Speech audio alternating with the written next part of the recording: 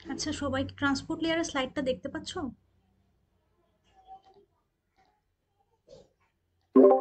Transport লেয়ারের স্লাইডটা দেখতে পাচ্ছ?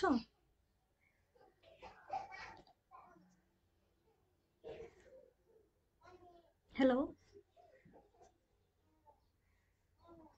জি মিস, দেখা যাচ্ছে। Yes, ma'am. জি মিস। সো আমরা মিস আমাদের আমার একটা মিস মিস আমার একটা কথা বলার ছিল একটু। বলো। Miss, this is my last semester, and in fact, this is the only course I'm doing this semester. আচ্ছা। Because this is the only course I'm left with to complete my undergraduate program. So, Miss, which is because this is very crucial for me, and I'm sure it's crucial for all others here. So, Miss, I would like to request you if you could take a review class before our midterm, so that we could have an overview of the whole course and the things that are going to come in our exam. Because after a long time we are going for the offline exams, so that would be really helpful if you could if you could give us the direction in which we are going to study. And maybe it's too early to ask that, but I just wanted to say this. আমরা আমাদের সিলেবাসটা Thank শেষ you, Miss. করি। একটা class হয়তো থাকবে, আমাদের সিলেবাসটা মনে হয় লেকচার 6 পর্যন্ত, সরি 7 পর্যন্ত, আই গেস। একটু দেখে নিও, ট্রান্সপোর্ট লেয়ার পর্যন্ত। Yes. ট্রান্সপোর্ট লেয়ারটা শেষ হলেই সিলেবাসটা শেষ হয়ে যাবে। তারপরে আমরা যে ক্লাসটা পাবো সেখানে আমি রিভিউ ক্লাস রাখবো, বাট রিভিউ ক্লাস অনলাইনেই হবে আর কি, অফলাইন হওয়ার তো সুযোগ নাই। ঠিক আছে? জি মিস। Okay. জি মিস, থ্যাংক ইউ মিস। জি। ঠিক আছে, ওকে, শুরু করি। হ্যাঁ, সো অ্যাপ্লিকেশন লেয়ারের পরে যে লেয়ারটা আসে সেটা হচ্ছে ট্রান্সপোর্ট লেয়ার। ট্রান্সপোর্ট লেয়ার সম্পর্কে আমরা অলরেডি বেসিক আইডিয়া পেয়েছি উইক 1-এ, যে ট্রান্সপোর্ট লেয়ার কিভাবে কাজ করে এবং সেখানে কি কি কাজ হয়। সো তোমাদের কি মনে আছে ট্রান্সপোর্ট লেয়ারের ফাংশনালিটিগুলো কি কি? বলো তো একজন আমাকে একটু।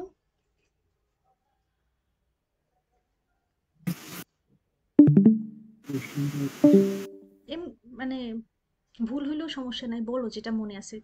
আমরা কিছুদিন আগে ল্যাব 2 করছি, সেখানেও টিসিপির কথা বলছি, বা তোমরা 320-তে যখন পড়ে আসছো ট্রান্সপোর্ট লেয়ার উইক 1-এ Segmentation. হ্যাঁ, সেগমেন্টেশন, ভেরি গুড। সেগমেন্টেশন মানে কি? সে অ্যাপ্লিকেশন লেয়ার থেকে যে ডেটাটা পাবে সেটাকে ছোট ছোট সেগমেন্টে ভাগ করবে, রাইট? প্রত্যেকটা ইউনিটকে বলা হয় এক একটা সেগমেন্ট। সো তার ওয়ান অফ দ্য ফাংশনস হচ্ছে ডেটাকে সেগমেন্টে কনভার্ট করা। এরপর রিঅ্যাসেম্বল করা, রাইট। সো সেগমেন্টগুলোকে তাকে সর্ট করে সাজাইতে হবে। Logical connection establishes logical connection between application and processes. হ্যাঁ, ভেরি গুড। সো এই জিনিসটার মানে কি, কেউ কি বলতে পারবা? ম্যাম, লজিক্যাল কানেকশন তো নেট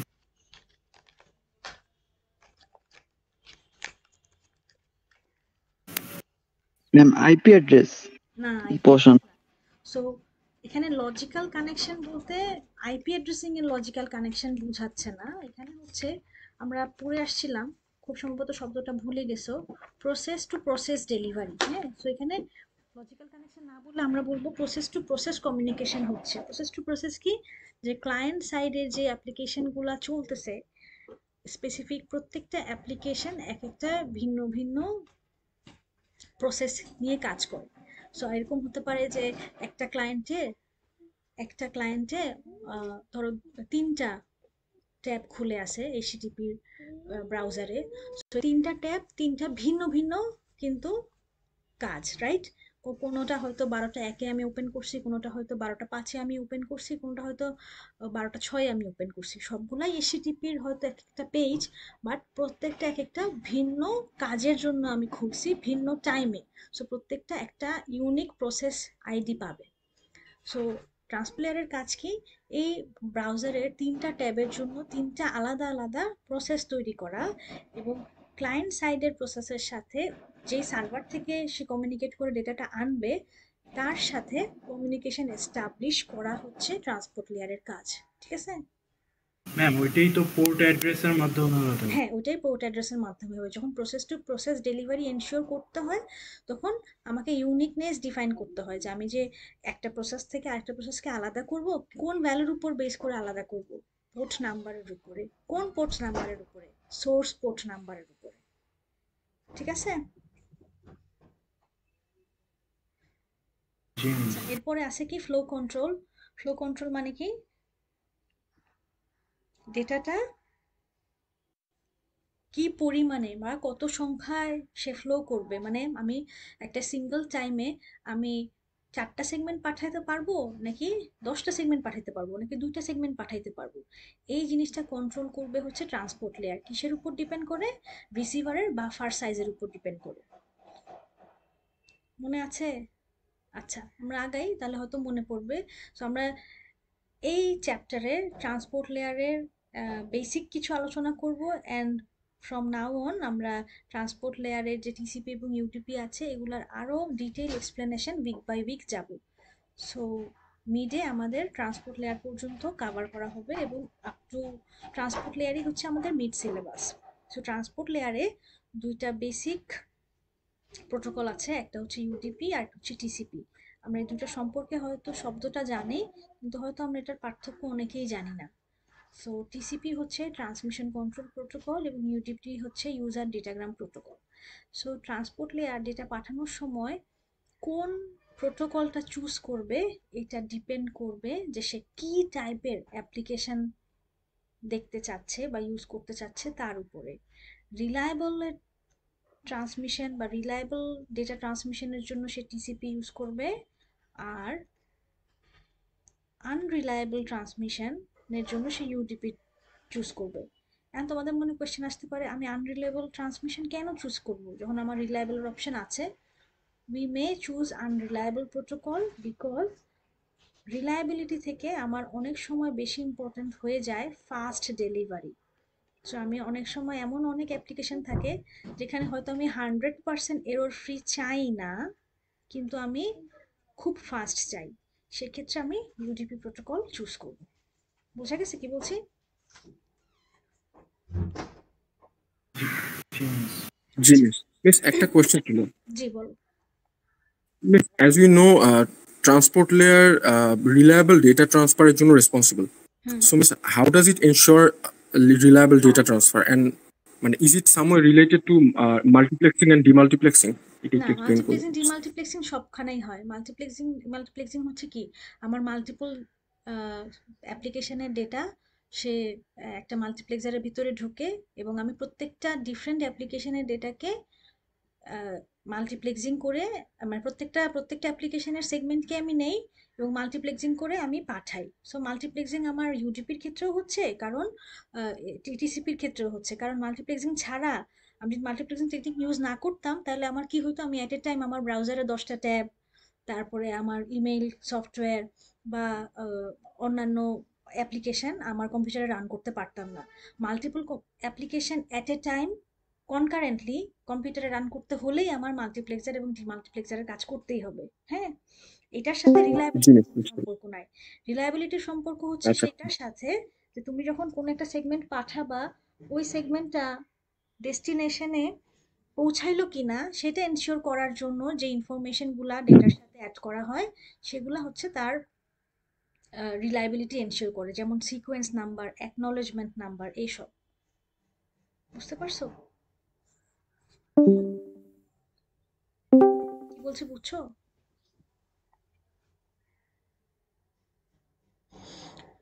আচ্ছা, সো এখানে কি বলছে দেখো, এখানে একটা ব্রিফ ইন্ট্রোডাকশন দেয়া আছে রিগার্ডিং ট্রান্সপোর্ট লেয়ার, যেটা এতক্ষণ বললাম যে ট্রান্সপোর্ট লেয়ার কি করে। সে হচ্ছে middle layer between application and network layer. সে হচ্ছে প্রসেস টু প্রসেস কমিউনিকেশন বা process to process delivery ensure করে কিসের মধ্যে? ক্লায়েন্ট এবং সার্ভারের মধ্যে। সো ক্লায়েন্ট সাইড থেকে আমার যদি এই কম্পিউটারটা যদি ক্লায়েন্ট হয় ধরো, এবং এই কম্পিউটারটা যদি সার্ভার হয়, তো সে 3টা প্রসেস রান করতেছে। তার মানে কি, তার কম্পিউটারে অ্যাট দিস মোমেন্ট টি টাইমে একই সাথে 3টা ডিফারেন্ট অ্যাপ্লিকেশন বা 3টা ডিফারেন্ট প্রসেস রান করতেছে, এবং সে কি করতেছে, ওভার দ্য নেটওয়ার্ক এই 3টা প্রসেসের ডেটা সার্ভার সাইড থেকে সে নিয়ে আসতেছে তার হোস্ট সাইডে। সো এই জিনিসটা এনশিওর করার জন্য আমার ট্রান্সপোর্ট লেয়ারের প্রয়োজন, কারণ ট্রান্সপোর্ট লেয়ার এই প্রসেসের সাথে ডেস্টিনেশন প্রসেসের যে কমিউনিকেশন সেটা এস্টাবলিশ করতেছে, আবার এই প্রসেসের সাথে এই ডেস্টিনেশন প্রসেসের যে কমিউনিকেশন সেটা এস্টাবলিশ করতেছে। এখানে দুইটা কম্পিউটার দেখানো হয়েছে, এখানে কিন্তু ডেস্টিনেশন তিনটা বা দুইটাও হইতে পারে। যেমন এখানে তিনটা প্রসেস এবং এই তিনটা প্রসেস এর সাথে দেখাচ্ছে কমিউনিকেট করতেছে, এটা নাও হতে পারে।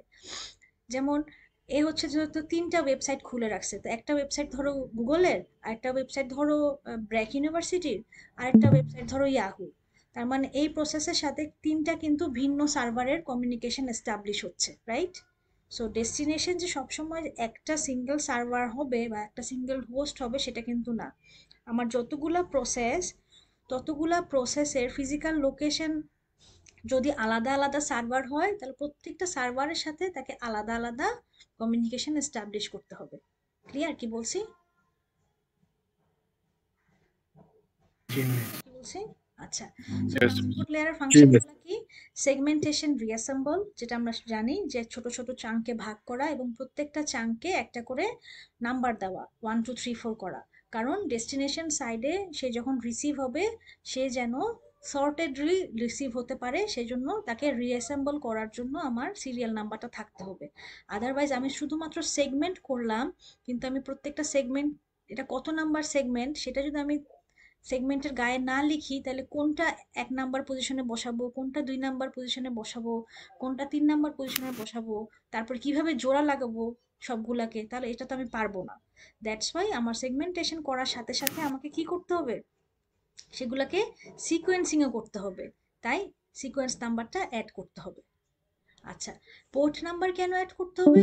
পোর্ট নাম্বার এই কারণে অ্যাড করতে হবে, এতক্ষণ তো আমি সেগমেন্টগুলা কয়টা আছে সেটা বের করলাম, এখন এটা কার সেগমেন্ট সেটা আমি কিভাবে বুঝবো? পোর্ট নাম্বার অ্যাড করে। সো পোর্ট নাম্বার আমাকে বলে দিবে যে এটা কি ওয়েবসাইটের ডেটা, এইচটিটিপির ডেটা, নাকি এটা ইমেইলের ডেটা, নাকি এটা ফাইল ট্রান্সফারের ডেটা। সো পোর্ট অ্যাড্রেস দিয়ে আমি কি আইডেন্টিফাই করব?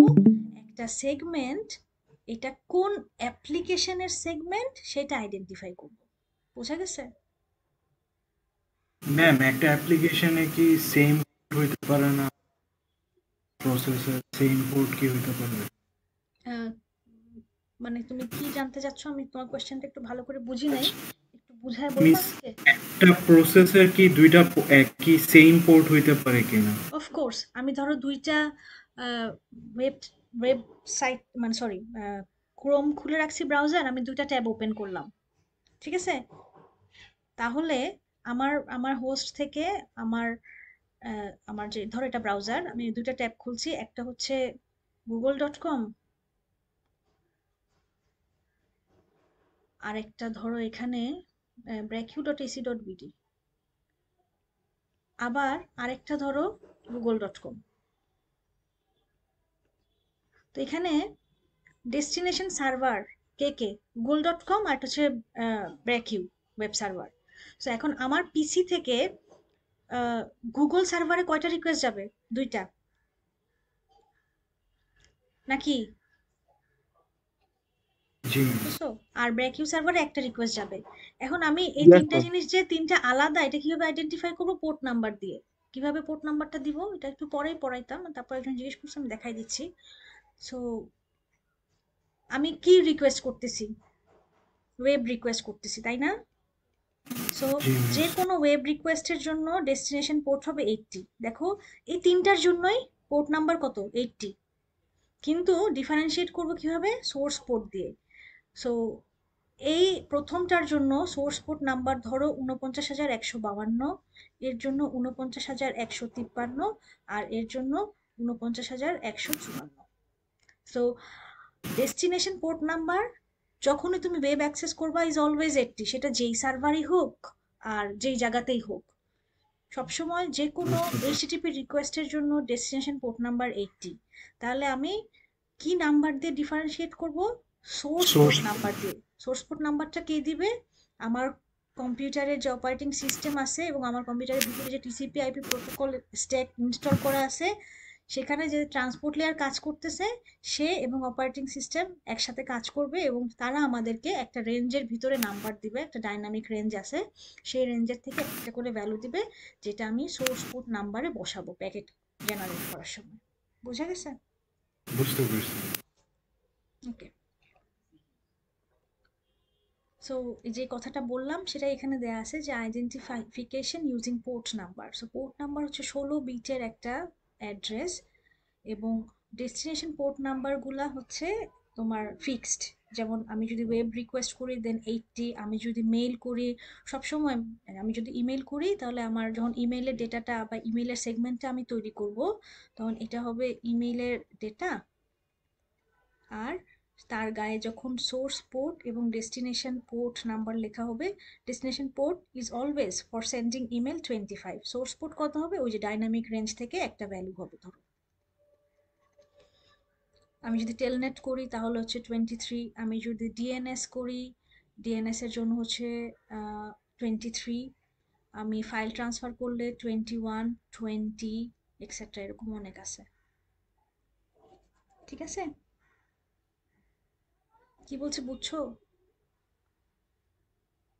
সো জি মিস। জি মিস। যখন আমি সেগমেন্ট তৈরি করব, সেগমেন্ট তৈরি করার সময় সোর্স পোর্ট একটা ডিফাইন্ড ফিক্সড ভ্যালু আমাকে দিতে হবে, সরি ডেস্টিনেশন পোর্ট আমার একটা ডিফাইন্ড ফিক্সড ভ্যালু দিতে হবে। এই ভ্যালুটা কোথা থেকে পাবো? এটা প্রত্যেকটা অ্যাপ্লিকেশনের জন্য ফিক্স করা আছে। 80, এই যে তারপর 25, 143, 110, 20, 21। তো এটা লিস্ট তোমরা জাস্ট গুগল একটা সার্চ দিবা, port number for different application, একটা টেবিল পাবা যে কোন অ্যাপ্লিকেশনের জন্য পোর্ট নাম্বার কত হবে। সো এগুলা সাধারণত আমরা কখন ইউজ করি? যখন আমি ক্লায়েন্ট সাইড থেকে রিকোয়েস্ট করি, কার কাছে রিকোয়েস্ট করি? সার্ভারে। সো আমার ডেস্টিনেশন হচ্ছে কি, আমি ওই সার্ভার থেকে একটা স্পেসিফিক অ্যাপ্লিকেশন চাচ্ছি, that's why the destination port I use this number. So যখন ক্লায়েন্ট সাইড থেকে একটা রিকোয়েস্ট যাবে সার্ভারের দিকে, খেয়াল করে আমার কথাটা, তখন যখন ক্লায়েন্ট একটা ডেটা তৈরি করবে, তখন ক্লায়েন্ট ডেটা তৈরি করার সময় এটা হচ্ছে ডেটা, তার গায়ে কি থাকবে? Source port, destination port. So destination port হবে 80 আর সোর্স পোর্ট হবে র্যান্ডম নাম্বার। এই র্যান্ডম নাম্বারের একটা রেঞ্জ আছে যেটাকে বলা হয় ডাইনামিক পোর্ট রেঞ্জ। এই রেঞ্জ থেকে একটা ভ্যালু এখানে বসবে। আবার ক্লায়েন্ট সাইড থেকে সার্ভার সাইডে রিকোয়েস্ট গেল, এখন সার্ভার আমাকে রিপ্লাই দিবে না ডেটাটা? সার্ভারও তো প্যাকেট তৈরি করবে নাকি? সার্ভার যখন ডেটাটা জি রেডি মিস। করবে তখন সার্ভার হচ্ছে ডেটাটা রেডি করবে, তাহলে সার্ভারও কি করবে? সোর্স পোর্ট এবং ডেস্টিনেশন পোর্ট বসাবে। তাহলে এখন বলো তো সোর্স পোর্ট কত হবে, ডেস্টিনেশন পোর্ট কত হবে?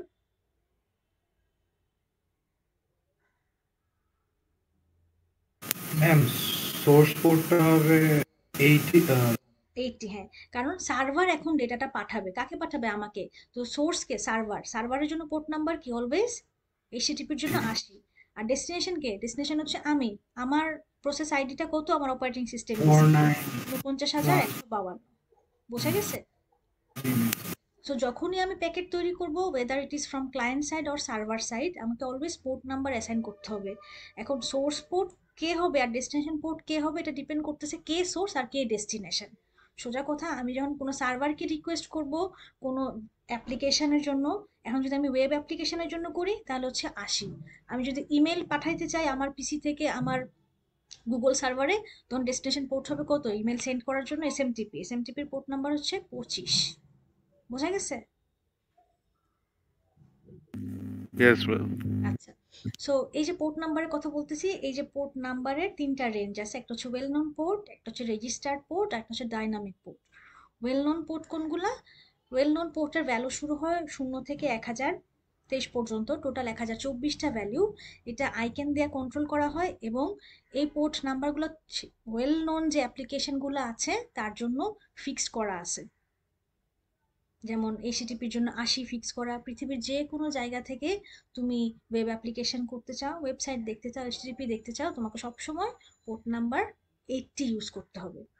রেজিস্টার পোর্ট বলতে বোঝাচ্ছে এই রেঞ্জের ভ্যালুগুলা, সেটা হচ্ছে 1024 থেকে 49,152, যেটা আসলে এখন পর্যন্ত assigned or not controlled by ICANN, মানে এটা কোনো অ্যাপ্লিকেশনের আইডেন্টিফিকেশনের জন্য এটা ওয়েল নোন না, বাট তুমি যদি এটাকে করতে চাও তাহলে অবশ্যই তোমাকে আইক্যানের সাথে এটাকে রেজিস্টার করতে হবে যে আমি একটা অ্যাপ্লিকেশন নিতে চাচ্ছি, আমি এই পোর্ট নাম্বারটা ইউজ করতে চাচ্ছি, এবং ওটা অলওয়েজ ফিক্স হবে। তোমার যদি ধরো নতুন করে তুমি একটা অ্যাপ ডেভেলপ করলা যেখান পোর্ট নাম্বার তুমি এখান থেকে এই রেঞ্জের মধ্যে একটা ফিক্স করতে চাও, তখন তুমি রেজিস্টার পোর্টের যে রেঞ্জ আছে সেখান থেকে তুমি নিতে পারো। বাট এটা কোনো এখন পর্যন্ত কোনো ওয়েল নোন অ্যাপ্লিকেশন ইউজ করার জন্য এইখানের ভ্যালু ইউজ করে না, ঠিক আছে? সো তুমি যদি ইউজ করতে চাও তোমাকে অবশ্যই আইক্যান থেকে সেটা রেজিস্টার করতে হবে। সো এইগুলোতে আমরা হাত দিতে পারবো না। 0 থেকে 1023 এই ভ্যালুগুলো অলরেডি আইক্যান দ্বারা কন্ট্রোলড, এবং প্রত্যেকটা ভ্যালু একটা নির্দিষ্ট অ্যাপ্লিকেশনকে রিপ্রেজেন্ট করে। হতে পারে সেটা HTTP, email, DNS, DHCP, FTP. আচ্ছা, ডাইনামিক পোর্ট কি? ডাইনামিক পোর্ট হচ্ছে সেই পোর্টগুলো যেটা হচ্ছে ওপেন, যে কেউ যে কোনো জায়গা থেকে ইউজ করতে পারে। কারা? হোস্টরা। পৃথিবীর যত কম্পিউটার আছে, মোবাইল আছে, তারা যখন কোনো ওয়েব রিকোয়েস্ট করে কোনো সার্ভারকে, তখন তারা সোর্স পোর্ট নাম্বারটা এই রেঞ্জের মধ্যে থেকে কোনো একটা ভ্যালু নিয়ে ইউজ করে। সো আমি চাইলে ৪৯,১৫২ থেকে ৬৫,৫৩৫ যে কোনো ভ্যালু নিয়ে আমি ইউজ করতে পারি, ঠিক আছে? এটা কখন ইউজ হয়? টেম্পোরারিলি, যখন আমরা ইউজার কোনো সার্ভারে রিকোয়েস্ট করি কোনো ডেটার জন্য, তখন আমরা এই প্রাইভেট পোর্ট ও ডাইনামিক পোর্টগুলো ইউজ করি। সো যেমন আমি যদি ৪৯,১৫৩ ইউজ করি, তুমিও ইউজ করতে পারবা। আমেরিকায় যে আছে সেও ইউজ করতে পারবে, ইন্ডিয়ায় যে আছে সেও ইউজ করতে পারবে। এগুলা যে কেউ তার কম্পিউটার থেকে ইউজ করতে পারে। So, আমিও যদি ইউজ করি আর তুমিও যদি ইউজ করো, তাহলে ওভারল্যাপিং হয় না কেন বলো তো? মানে আমরা দুজন তো সেম ইউজ করতেছি। যেমন ধরো আমি আমার বাসা থেকে একটা এইচটিটিপি রিকোয়েস্ট করতেছি, তুমিও তোমার বাসা থেকে এইচটিটিপি রিকোয়েস্ট করতেছো। সো আমি তোমার জন্য এইচটিটিপির ডেস্টিনেশন পোর্ট ৮০, আমার জন্য ৮০। আমার অপারেটিং সিস্টেম আমাকে ভ্যালু দিল ৪৯,১৫৪, তোমার অপারেটিং সিস্টেমও তোমাকে দিল ৪৯,১৫৪। তাহলে আমাদের দুজনের সোর্স এবং ডেস্টিনেশন সেম হয়ে গেল না? তাহলে তাহলে সার্ভার কিভাবে ডিফারেন্সিয়েট করবে যেটা এটা আমি আর এটা তুমি? MAC অ্যাড্রেস, না। সার্ভার কি ম্যাক অ্যাড্রেস পড়তে পারে? IP address. আইপি অ্যাড্রেস, হ্যাঁ। কারণ আমার আইপি অ্যাড্রেস আর তোমার আইপি অ্যাড্রেসটা সেম না। তখন পোর্ট অ্যাড্রেস যদি দুজনের কোইন্সিডেন্টালি সেম হয়েও যায়, সে আইপি দিয়ে দুইটা প্যাকেটকে ডিফারেন্সিয়েট করতে পারবে যে এটা হচ্ছে আমার আইপি থেকে রিকোয়েস্ট আসছে আর এটা হচ্ছে আরেকজনের আইপি থেকে রিকোয়েস্ট আসছে। বুঝা গেছে? এতটুকু পর্যন্ত ক্লিয়ার? Yes, miss. হয় তাহলে Yes, miss. এই যে শুধুমাত্র পোর্ট অ্যাড্রেস দিয়েই যে আমি শুধুমাত্র প্যাকেটকে আইডেন্টিফাই করতে পারবো না, সেটার এক্সাম্পলটা দিলাম যে দুজনের সেম হতে পারে। সেজন্য আমার যে জিনিসটা লাগে সেটা হচ্ছে সকেট অ্যাড্রেস। সকেট অ্যাড্রেসটা কি? যে পোর্ট অ্যাড্রেসের সাথে সাথে আমার আইপি অ্যাড্রেসটাও আমার প্যাকেটের সাথে বাইন্ড করা থাকবে। যখন আমি পোর্ট অ্যাড্রেস এবং আইপি অ্যাড্রেসকে একসাথে বলবো, তখন আমি এই অ্যাড্রেসটাকে বলি socket address. IP and port together is called socket address, ঠিক আছে? যেমন এখানে দেখো যে কেন পিসি থেকে 1টা 2টা 3টা 4টা 5টা 6টা টিসিপি রিকোয়েস্ট গেছে। দ্যাট মিনস 6টা ডিফারেন্ট প্রসেস রান করতেছে। প্রত্যেকটা প্রসেসের প্রসেস আইডি কিন্তু আলাদা। সো এটা হচ্ছে কি? লোকাল অ্যাড্রেস তার। দ্যাট মিনস এটা তার লোকাল সোর্স পোর্ট নাম্বার। আর এই রিকোয়েস্টটা কোথায় যাচ্ছে? নেট বায়োস এই এই এই এই সার্ভারে গেছে, তারপরে এইচটিটিপির একটা 2টা সেম এইচটিটিপির কাছে সার্ভারের কাছে গেছে, আর একটা ডিফারেন্ট এইচটিটিপি সার্ভারের কাছে গেছে, তারপরে msn.com এর কাছে গেছে, cisco.com এর কাছে গেছে। সো কেন পিসি থেকে 1টা 2টা 3টা 4টা 5টা 6টা ডিফারেন্ট রিকোয়েস্ট গেছে। দ্যাট মিনস তার ব্রাউজার থেকে 6টা ট্যাব খুলছে সে, এবং সে 6টা ট্যাবে প্রত্যেকটাতেই সে কি করতেছে? এইচটিটিপি কোনো সার্ভিস সে চাচ্ছে। কখনো সেম সার্ভার থেকে যাচ্ছে, আবার কখনো ডিফারেন্ট সার্ভার থেকে যাচ্ছে। এখানে যে বিষয়টা খেয়াল করার বিষয়, দেখো প্রত্যেকটার জন্য তার যে সোর্স পোর্ট নাম্বার সেটা হচ্ছে ইউনিক। এটা দিয়ে সে কি করতেছে? একটা প্রসেস থেকে যে আরেকটা প্রসেস আলাদা সেটা সে ডিফারেন্সিয়েট করতেছে। বোঝা গেছে? আচ্ছা miss, well known application for example Discord, এটা কি ওয়েল নন পোর্ট অ্যাড্রেস গুলো ইউজ করে না রেজিস্টার্ড? ডিসকর্ডের জন্য ডিসকর্ড তো হচ্ছে তোমার একটা অ্যাপ্লিকেশন, সেই অ্যাপ্লিকেশনটা কি চ্যাট বা ভিডিও স্ট্রিমিং, এখানে অনেক কিছু একসাথে হচ্ছে, বাট ইটস ওভার এইচটিটিপি, কারণ আমি এখন এইচটিটিপিতে করতেছি। দুটাতেই হয়, একটা হচ্ছে তুমি যখন তুমি ডিসকর্ডের অ্যাপ্লিকেশনটা ইনস্টল করে করবা তখন একরকম পোর্ট নাম্বারে হবে, আবার তুমি যখন এইচটিটিপির মাধ্যমে এই জিনিসটা করবা তখন 80 দিয়ে হবে। বুঝতে পারছি।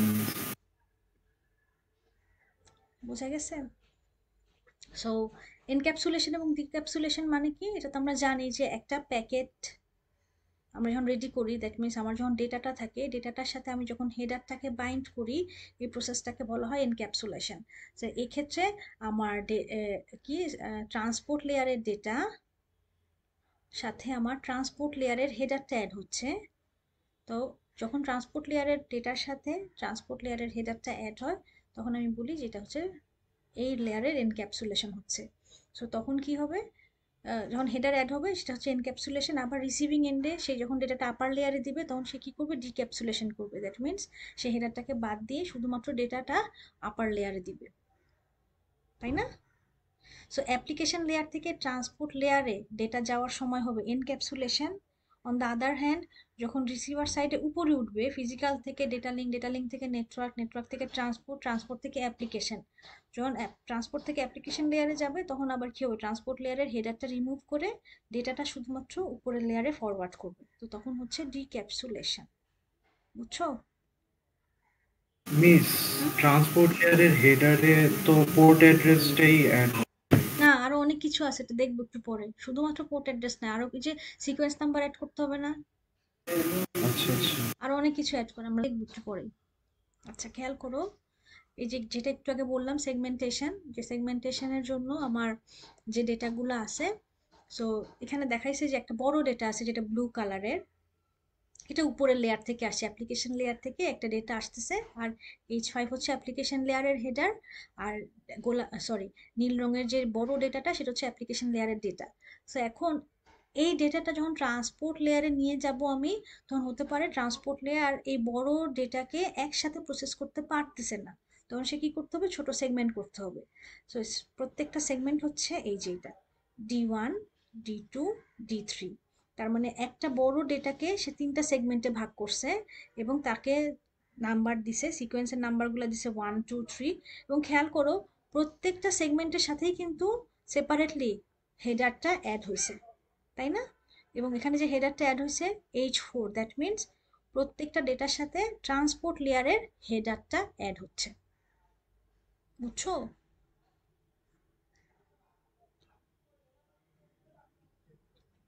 বুঝছো কি? Yes, miss. আচ্ছা, সো ট্রান্সপোর্ট লেয়ার কি করলো, সেগমেন্ট করলো ছোট ছোট পার্টে, প্রত্যেকটা পার্টের অ্যাপ্লিকেশন আইডেন্টিফাই করার জন্য সে এখানে পোর্ট নাম্বার অ্যাড করলো, আবার প্রত্যেকটা সেগমেন্টকে সর্ট করার জন্য সে সিকোয়েন্স নাম্বার অ্যাড করলো। বোঝা গেছে? সো এটা খেয়াল করবা, সিকোয়েন্স নাম্বার হচ্ছে আমি সেগমেন্টগুলোকে অর্ডার করার জন্য অর সর্ট করার জন্য অ্যাড করি সিকোয়েন্স নাম্বার, আর পোর্ট নাম্বার অ্যাড করি কিসের জন্য, অ্যাপ্লিকেশন আইডেন্টিফাই করার জন্য। হুম, বুঝছো? Yes, yes, একটা কোয়েশ্চেন ছিল। হ্যাঁ বলো। মিস টিসিপি ডেটা প্যাকেট আর ইউটিপি ডেটা প্যাকেট দুটার জন্য কি মিস মানে সোর্স পোর্ট, ডেস্টিনেশন পোর্ট, তারপর হচ্ছে কি miss sequence number, application number, এদের সাইজগুলো কি সেম থাকে দুই ক্ষেত্রেই? যেমন মিস সোর্স আমরা পোর্ট দেখবো হচ্ছে কি দেখবো টিসিপি দেখবো, একটু পরেই আছে, একটু পরেই আছে, ডিটেলটা একটু পরেই আছে যে কিভাবে অ্যাড হয়। আচ্ছা, ওকে। আচ্ছা, নেক্সট যেটা হচ্ছে যেটা মাল্টিপ্লেক্সিং এবং ডিমাল্টিপ্লেক্সিং। এটার মানে কি, যে আমার একটা পিসি থেকে মাল্টিপল অ্যাপ্লিকেশন রান করতেছে, আমি যদি মাল্টিপ্লেক্সিং এবং ডিমাল্টিপ্লেক্সিং না করি তাহলে কি করতে হবে, যে আমার একটা অ্যাপ্লিকেশনের কাজ শেষ করে তাকে ক্লোজ করব, তারপরে আরেকটা অ্যাপ্লিকেশন শুরু করব। সো নর্মালি এটা আমরা কখনোই করি না, আমরা একই সাথে ইন্টারনেটে মাল্টিপল কাজ করি। এটা করার জন্য আমার কি করতে হবে, অবশ্যই মাল্টিপ্লেক্সিং করতে হবে। সো মাল্টিপ্লেক্সিং কি, মাল্টিপ্লেক্সারের মতনই সে কাজ করে, কি সে মাল্টিপল অ্যাপ্লিকেশনের ডেটাগুলোকে নেয় একসাথে, তারপরে সে প্রসেস করে, এরপরে সে এই সেগমেন্টগুলোকে একসাথে নেটওয়ার্ক দিয়ে সে ট্রাভেল করে ডেস্টিনেশন পর্যন্ত নিয়ে যায়। সো ডেস্টিনেশন পর্যন্ত নিয়ে যাওয়ার জন্য যার ডেস্টিনেশন যেই দিকে, তখন তাকে সেই দিকে সে ফরওয়ার্ড করে। তাই এখানে দেখো ব্লু, ইয়েলো, তারপরে গ্রিন, এই সবগুলো সেগমেন্টকে সে দেখাইছে যে সে প্রত্যেকটা ডেটার মাল্টিপল নাম্বার অফ সেগমেন্টগুলোকে নিয়ে সে এটাকে মাল্টিপ্লেক্স করছে। মাল্টিপ্লেক্স করার পরে সে কি করছে, সেটা ক্যারি আউট করে নিয়ে গেছে নেটওয়ার্ক দিয়ে অ্যাট দ্য সেম টাইম। যদি সেম টাইমে না নিত, তাহলে আমরা কি, এই যে এখন তোমাদের সাথে আমি ডিসকর্ডে কথা বলার সাথে সাথে ব্রাউজারে যতগুলো ট্যাব খুলে রাখছি বা ইমেল করতেছি বা চেক করতেছি, এই জিনিসগুলো করতে পারতাম না যদি আমার এই ফ্যাসিলিটিটা না থাকতো। ক্লিয়ার? আচ্ছা, নেক্সট সেটা হচ্ছে কানেকশন কন্ট্রোল। কানেকশন কন্ট্রোল হচ্ছে, খেয়াল আছে আমরা এইচটিটিপিতে পড়ার সময় যখন এইচটিটিপির পারসিস্টেন্ট নন পারসিস্টেন্টের ম্যাথ করি, তখন আমরা কি বলছিলাম যে একটা এইচটিটিপি রিকোয়েস্ট করার আগে আগে কি করতে হয়, টিসিপি রিকোয়েস্ট করতে হয় না, মনে আছে? জি মিস। তো টিসিপি রিকোয়েস্ট রিপ্লাই পাওয়ার পরে আমি কি করি, এইচটিটিপি রিকোয়েস্ট করি, মনে আছে তো নাকি? Yes. এই যে বললাম যে একটা অ্যাপ্লিকেশনে সার্ভিস পাওয়ার আগে, দ্যাট মিনস এইচটিটিপি রিকোয়েস্ট করার আগে আমাকে টিসিপি রিকোয়েস্ট করতে হবে। এই টিসিপি রিকোয়েস্টটা মানে কি, এই টিসিপি রিকোয়েস্টটা মানেই হচ্ছে টিসিপির কানেকশন কন্ট্রোল করা। এটা হচ্ছে যে যখন আমার কম্পিউটার থেকে একটা সার্ভারে রিকোয়েস্ট যাবে যে আমি কোনো একটা পেজ দেখতে চাই, ওই পেজের রিকোয়েস্ট যাওয়ার আগে যে রিকোয়েস্টটা যাবে সেটা হচ্ছে টিসিপি রিকোয়েস্ট, যেটাকে বলা হচ্ছে TCP three way handshake. That means আমার পিসি আমার ওয়েব সার্ভারে একটা রিকোয়েস্ট করবে, যেটা আমি কিছুদিন আগে ল্যাবে দেখাইছিলাম, ল্যাব 2 করার সময়, যে থ্রি ওয়ে হ্যান্ডশেক বলে, যেটা যে তুমি কি রেডি, আমি তোমার সাথে ডেটা ট্রান্সফার করতে চাই। সার্ভার যদি ইয়েস রিপ্লাই করে, দেন টিসিপি সেন্ডার তাকে আবার অ্যাকনলেজ করে। সো থ্রি ওয়ে হ্যান্ডশেকটা কাজ করে কিভাবে, সে ওকে সিনক্রোনাইজেশন, ওর সাথে ক্লায়েন্ট সার্ভারের সাথে সিনক্রোনাইজ করার জন্য একটা সিগন্যাল পাঠায়, সার্ভার ক্লায়েন্টকে সিনক্রোনাইজ করে এবং অ্যাকনলেজমেন্ট করে, এবং তখন ক্লায়েন্ট সার্ভারকে অ্যাকনলেজ করে। এই যে তিনটা কন্ট্রোল সিগন্যাল পাঠাইলো ডেটা পাঠানোর আগে, এটাকেই বলা হচ্ছে কানেকশন কন্ট্রোল ওভার টিসিপি। ঠিক আছে? সো টিসিপি এই কাজটা করে, কারণ টিসিপি হচ্ছে একটা রিলায়েবল প্রোটোকল। সে ডেটা পাঠানোর আগে সার্ভারের সাথে আগে কানেকশনটা এস্টাবলিশ করে, তারপরে ডেটা পাঠায়। whereas ইন ইউডিপিতে কানেকশন কন্ট্রোলটা হয় না। সার্ভারের সাথে সে ডেটা পাঠানোর আগে কমিউনিকেট করে না যে আমি তোমাকে ডেটা পাঠাবো, সে কি করে, ডেটার সাথে সাথে পাঠায় দেয়। এই জন্য ইউডিপি হচ্ছে আনরিলায়েবল। বুঝছো কি বলছি? নেক্সট, মিস, একটা কোশ্চেন, সিনক্রোনাইজটা কি জিনিস? Synchronise signal. এটা একটা ফ্ল্যাগ, একটা সিগন্যাল, সিঙ্ক ফ্ল্যাগ বলে, যে আমি তোমার সাথে কানেকশন তৈরি করতে চাই, তুমি কি রেডি, আমি তোমার সাথে সিঙ্ক করতে চাই। সিঙ্ক মানে সার্ভারকে একটা সিগন্যাল পাঠানো যে তুমি রেডি হও, আমি তোমার সাথে একটা ডেটার জন্য রিকোয়েস্ট করব। সার্ভার যদি তাকে সিঙ্কের রিপ্লাই না দেয়, দ্যাট মিন সার্ভার তার সাথে কমিউনিকেট করতে পারতেছে না বা করবে না, তখন সেন্ডার চাইলেও সার্ভার থেকে কোনো ডেটা পাবে না, কারণ সার্ভার তার সাথে কানেকশন করতেই চাচ্ছে না। সার্ভার ওকে এই সিগন্যালটা দিয়ে বোঝাবে যে হ্যাঁ আমিও তোমার সাথে কানেকশন করতে চাই। এরকম হতে পারে, আমরা অনেক সময় অনেক ওয়েব সার্ভারকে মানে পেজ রিকোয়েস্ট করলে অনেক সময় আমরা পাই না। এটা হতে পারে যে আমার সার্ভারটা is not ready to do the communication with me. বুঝছো? আমি চাইলেই যে ওয়েব সার্ভারের ভিতরে ঢুকতে পারবো তা কিন্তু না, সার্ভার যদি আমাকে অ্যালাউ করে আফটার দ্যাট আমি কিন্তু ঢুকতে পারবো। সো ঢোকার জন্য সার্ভারের সাথে যে আমাকে সিঙ্ক এবং এই যে সিঙ্ক প্লাস এক, এই সিগন্যালগুলোকে আগে পাঠায় তাকে রেডি করতে হবে এবং নিজেকেও রেডি করতে হবে। এটাকেই বলা হয় থ্রি ওয়ে হ্যান্ডশেক। বুঝছো কি বলছি? ডেটা পাঠানোর আগে দুইজনের Yes, miss. কনসেন্ট নেওয়া আর কি, আমিও রেডি তুমিও রেডি। বুঝতে পারছি। আচ্ছা, এরপরে যেটা আছে সেটা হচ্ছে এরর কন্ট্রোল। ট্রান্সপোর্ট লেয়ারের এরর কন্ট্রোলটা করা হয় যে কোনো সেগমেন্ট হতে পারে যে সার্ভার সাইড থেকে ক্লায়েন্ট সাইডে যাচ্ছে অথবা ক্লায়েন্ট সাইড থেকে সার্ভার সাইডে যাচ্ছে। কোনো সেগমেন্ট যদি লস হয় তখন সেই লস্ট সেগমেন্টটাকে সে রিট্রান্সমিট করে এররটা কন্ট্রোল করে। যেমন এখানে সে 3টা সেগমেন্ট পাঠাচ্ছে, 3টার মধ্যে 2 নাম্বার সেগমেন্টটা ইন দ্য নেটওয়ার্ক বা in the internet say somehow lost হয়েছে। সো আরেকটা সাইড 1 এবং 3 পাইছে, 2 পায় নাই। তখন সে কি বলবে? বলবে যে আমি 2 নাম্বারটা পাই নাই, তুমি আবার সেটাকে রিট্রান্সমিট করো। দেন 2 পাওয়ার পরে সে 1, 2, 3কে অ্যাকসেপ্ট করবে। আদারওয়াইজ 1 এবং 3 কিন্তু তার কাছে ভ্যালুলেস থাকবে। কারণ যদি 2 মাঝখানে সেগমেন্টটা না থাকে, আমার কাছে যদি 1 আর 3 থাকে, তাহলে কিন্তু আমি পুরো সেগমেন্টটাকে কমপ্লিট করতে পারবো না, তাই না, ডেটাটাকে। দ্যাটস ওয়াই সে যতগুলো সেগমেন্ট পাঠাইছিল সবগুলা সে পাইলো কিনা সেটা এনশিওর করা, এবং যেটা পায় নাই সেটাকে আবার রিট্রান্সমিট করে রিসেন্ড করা হচ্ছে ট্রান্সপোর্ট লেয়ারের কাজ। ক্লিয়ার? কি বলছি বুঝছো? জি মিস। আচ্ছা, সো এরর কন্ট্রোলটা কিভাবে করে? অনেক সময় হয় যে ডুপ্লিকেট প্যাকেট চলে আসতে পারে অথবা করাপ্টেড প্যাকেট আসে, সেটাকে ডিটেক্ট করা এবং ডিসকার্ড করা। Keep track of lost and discarded packet and রিসেন্ডিং them. কোনটা লস্ট হয়েছে কোনটা হয় নাই সেগুলাকে সে ট্র্যাক করতে পারা। একই সেগমেন্টের 2টা কপি যদি আসে সেই ডুপ্লিকেট কপিগুলোকে আইডেন্টিফাই করা, এবং আউট অফ অর্ডারের প্যাকেট আসলে সেটাকে আবার সর্টিং করা। এই কাজগুলা হচ্ছে ট্রান্সপোর্ট লেয়ার করে থাকে। সো এরর কন্ট্রোলের জন্য এই বিষয়গুলো আমার ইনভলভ। যে হতে পারে আমার ডুপ্লিকেট সেগমেন্ট আসলো, হতে পারে আমার কোনো সেগমেন্ট একেবারেই আসে নাই, হতে পারে আমার সেগমেন্টগুলো সর্টেড আকারে আসে নাই। এই সবগুলাকে ঠিক করা, দ্যাট মিনস ডুপ্লিকেট আসলে সেটাকে বাদ দেয়া, আনসর্টেড অবস্থায় ডেটা আসলে সেটাকে সর্ট করা, কোনো সেগমেন্ট লস্ট হইলে সেটাকে আবার রিসেন্ডের জন্য রিকোয়েস্ট করে সেই সেগমেন্টটাকে নিয়ে আসা। এই কাজগুলা আমার জন্য করে দিবে আমার ট্রান্সপোর্ট লেয়ার। বোঝা গেছে? Yes, miss. ওকে। আচ্ছা, 3টা 20 বেজে গেছে, তাহলে এতটুকু রাখি। One. বাকিটা